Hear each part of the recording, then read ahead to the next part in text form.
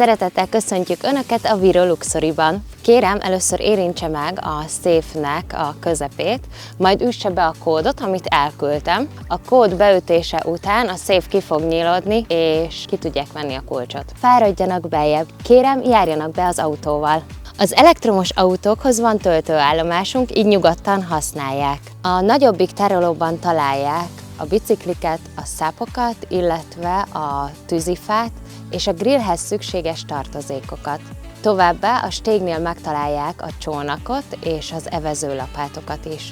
Kintről be csak kulccsal tudnak bejutni, hogyha véletlenül kizárják magukat, akkor kérem, hívjanak telefonon. A szekrényben találhatóak a papucsok, illetve a plédek. A plédeket nyugodtan ki is lehet vinni, illetve itt található a padlás feljárónak a karja, amivel le lehet húzni, ugyanis fent van egy galériás részünk, ahol társasjátékok, párkapcsolati játékok és könyvek találhatóak. A fürdőszobában a WC-kefe el van rejtve, egy nyomógombos megoldással. A konyha teljesen felszerelt, nyugodtan használjanak mindent. A minibár külön árazásos, az árlistát felette találják. 3 étterem szállít ki a szállásunkra, az egyiknek az elérhetőségét itt megtalálják, ez a kis pizzéria. A másik 2 pedig az interneten fogják megtalálni, a Kantár fogadó Vitynéd, illetve Jam étterem Kapuvár. Itt lent, illetve fent is minden távirányítóval működik.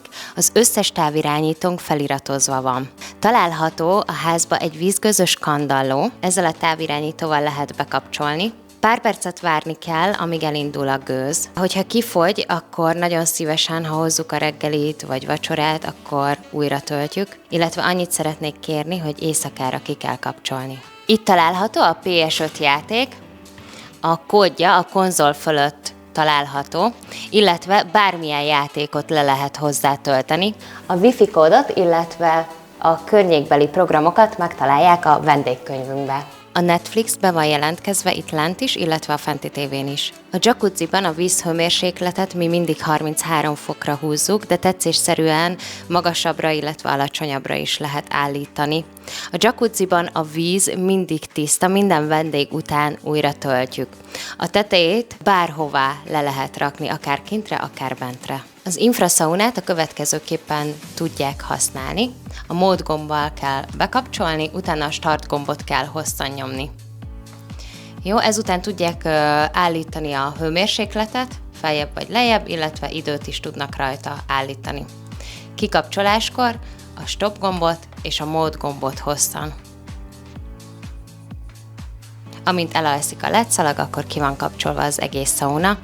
Egy olyan 20-25 percet kell, hogy melegedjen előtte, és utána már tudják is használni. Itt belül található egy bluetoothos hangszóró, arra pedig rá tudnak csatlakozni a telefonnal. A jacuzzinál is található egy JBL, erre is rá tudnak telefonnal csatlakozni.